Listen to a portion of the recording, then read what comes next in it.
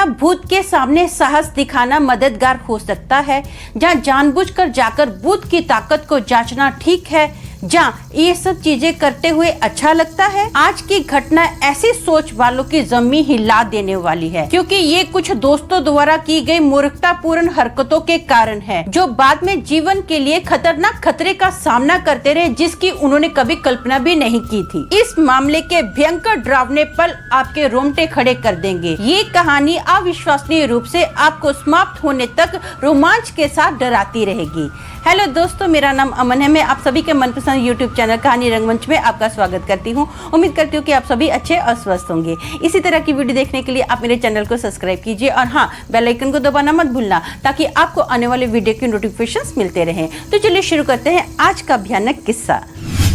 दोस्तों, आज का जो किस्सा है ये लखनऊ का किस्सा है। दिल्ली में ना एक फैमिली रहती है, जिसमें हस्बैंड वाइफ और उनका एक बेटा है, जिसका नाम सनी है। ये लोग डिसाइड करते कि ऐसा करते, छुट्टियों का टाइम है, अब हम लोग लखनऊ जाते हैं और थोड़ा घूम कर आते हैं। वैसे भी इसके पापा को लखनऊ में कुछ काम रहता है, तो सनी क्या करता है, अपने ना 3 दोस्तों को अपने साथ लेता है। ये जो लोग हैं सब लोग जॉब करते हैं वैसे तो, लेकिन इनमें से एक दोस्त है जिसका नाम राजन है। जो राजन है ना वो सैनिक है। राजन को छुट्टियां होती है तो राजन भी इनके साथ लखनऊ घूमने के लिए जाता है।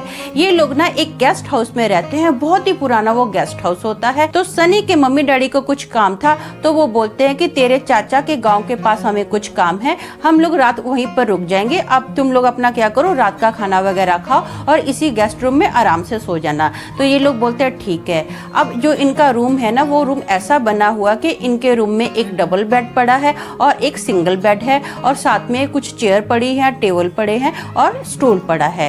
तो ये लोग अपना खाना वगैरह खाते हैं और रात के वक्त सो जाते हैं। सोते सोते ना सनी को एक सपना आता है और उसको ऐसा महसूस होता है कि गेस्ट हाउस के ना पास जो बहुत सारी घास लगी हुई है।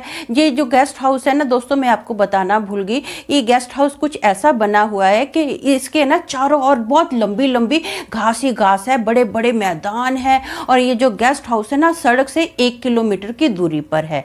अब सनी को अचानक से सपना आता है कि बहुत ही भयानक डरावनी रूप वाली ना एक भूतनी है, जो लंबी लंबी घास में से होते हुए इनकी रूम की तरफ आती है। ये बहुत ज्यादा घबरा जाता है, बहुत टेंशन में आ जाता है। अचानक से इसकी आंख खुलती है तो इसको पता चलता है कि ये तो सपना है। तो ये इसको थोड़ा मन शांत होता है कि सपना ही है, कोई टेंशन की बात नहीं है। अब ना अचानक से इसकी जो आंख है ना, इसके रूम की खिड़की से बाहर जाती है। अब चारों ओर अंधेरा ही अंधेरा है, लंबी लंबी घास है। तो अचानक से ना इसको ऐसा लगा कि मैदान पर ना कुछ सफेद सा कपड़ा पड़ा है, जो कि बहुत ज्यादा चमक रहा है, और इसको ऐसा महसूस हुआ कि वो जो कपड़ा है ना, उस कपड़े के अंदर कोई व्यक्ति है। ये देखकर बहुत ज्यादा टेंशन में आ जाता है। फटाफट ये अपनी चादर ओढ़ता है और प्रार्थना करनी स्टार्ट कर देता है। थोड़े ही टाइम के बाद इसकी आंख लग जाती है। अचानक से इसका दोस्त इसको उठाता है, और वो जो सपना सनी ने देखा था ना, वो इसका दोस्त बताता है कि मैंने ना ये सपना देखा है। अब सनी बोलता है यार मैंने भी ये सपना देखा था, उसके बाद ना मैंने ना अपना खिड़की के बाहर देखा था तो घास पर मुझे एक चमकीला सा कपड़ा दिखाई दिया था। अब उसका दोस्त बोलता है ठीक है मैं जाके देखता हूँ। वो ना खिड़की के पास जाता है, लेकिन उसको वहां पर कुछ नजर नहीं आता। सनी भी वहां पर जाता है, सनी को भी कुछ नजर नहीं आता। फाइनली ये लोग अभी बेड पर आते हैं और सोने ही वाले होते हैं, तो इनका जो तीसरा दोस्त होता है ना, वो भी उठ जाता है और बोलता है कि यार मैंने एक ऐसा सपना देखा, बहुत ही भयानक सपना था, बहुत ही भयानक भूत था। अब तीनों ये लोग ना ऐसे बातें कर रहे होते हैं तो अचानक से राजन की आंख खुल जाती है इनकी आवाज सुनकर।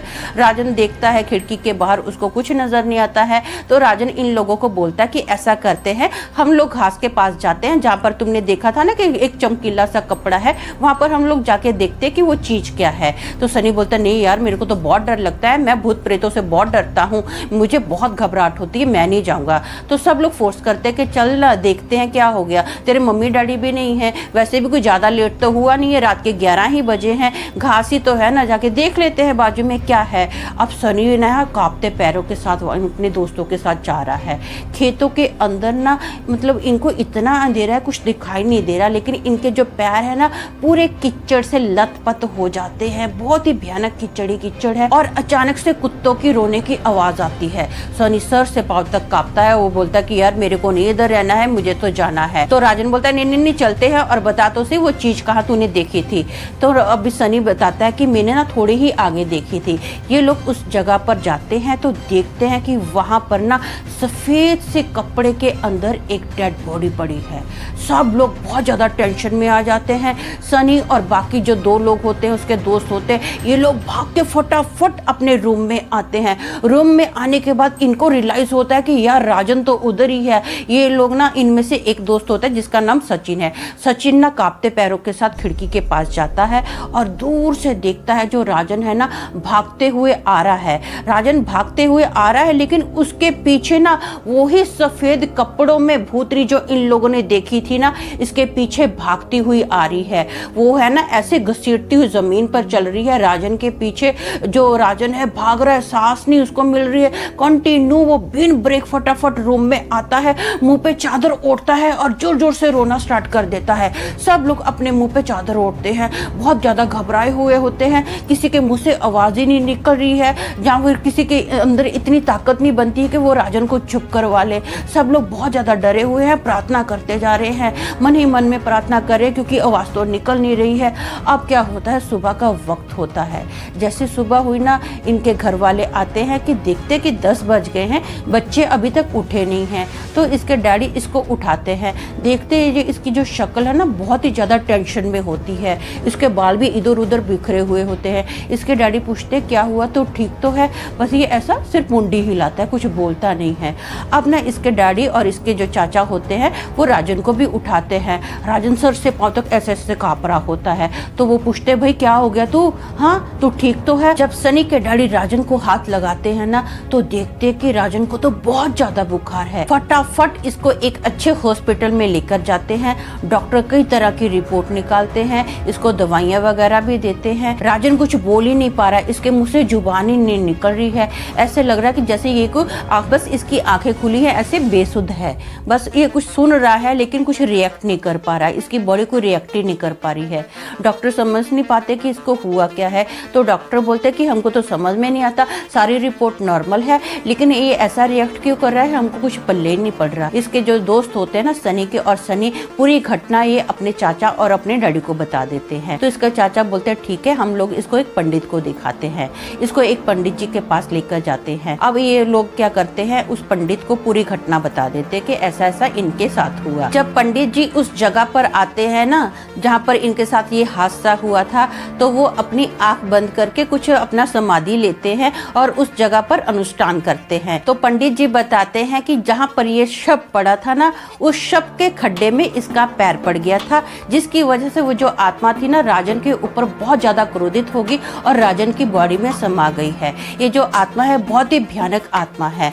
और पंडित जी क्या करते हैं, सबके ना ऊपर भभूति मलते हैं, राजन के ऊपर भी भभूति मली जाती है और इसको एक काला धागा बांधा जाता है। जब राजन के ऊपर भभूति मली गई और काला धागा बांधा गया ना, तो राजन एकदम होश में आ जाता है और बोलता है मैं यहाँ पे क्या कर रहा हूँ, आज तो मुझे काम पर जाना था, मेरा तो बहुत इंपॉर्टेंट था आज काम पर जाना।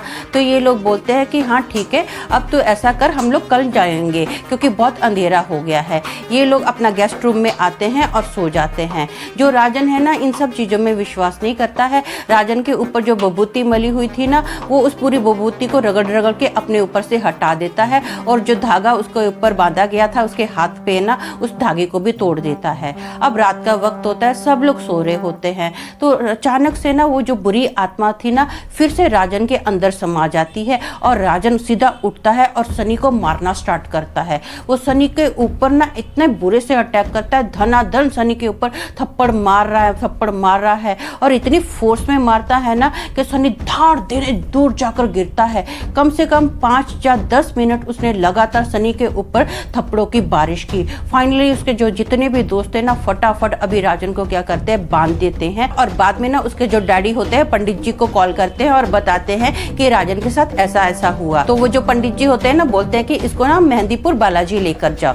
अब इसको वहां पर लेकर जाते हैं। जैसी सुबह होती है वहां पर जो पंडित जी होते हैं ना वो ना समाधि लगाते हैं। समाधि लगाने के बाद सब लोगों को बताते हैं कि आप लोग जिस गेस्ट रूम में रहते हो ना, उस गेस्ट रूम में बहुत साल पहले कुछ लोग ठहरे थे, वो किसी को मारने की योजना बना रहे थे। तो ये सारी बात ना उस गेस्ट हाउस में काम करने वाली ने सुन ली। अब वहाँ पर गेस्ट रूम में जितने भी लोग थे ना उनमें से एक की नज़र पड़ती पड़ती है कि इस लेडी ने ये बात सुन ली है। तो उन लोगों ने क्या किया, इस औरत को मारा और उस मैदान की घास के अंदर ना एक खड्डा खोदा और वहाँ पर इसकी डेड बॉडी डाल दी थी और उसको दफना दिया था। वो जो आत्मा थी ना इसके अंदर समा गई थी। अब उस आत्मा को मुक्ति मिल गई है, अब टेंशन की कोई बात नहीं है। जो सनी होता है ना वो डिसाइड करता है कि रात के वक्त में अपने रूम की खिड़की कभी नहीं खोलूंगा, मुझे ऐसी बुरी आत्मा को कभी देखना ही नहीं है। तो दोस्तों मेरा मानना ये है कि भूत प्रेत कोई खेल नहीं है, लेकिन मूर्ख लोग वही करते रहेंगे जिसमें वो सर्वश्रेष्ठ है। ऐसे लोगों से दूर रहना उनके साथ मरने से बेहतर है। तो आज के लिए बस इतना ही, कल फिर मिलेंगे और एक भयानक किस्से के साथ। तब तक के लिए शालोम, शांति और सलाम।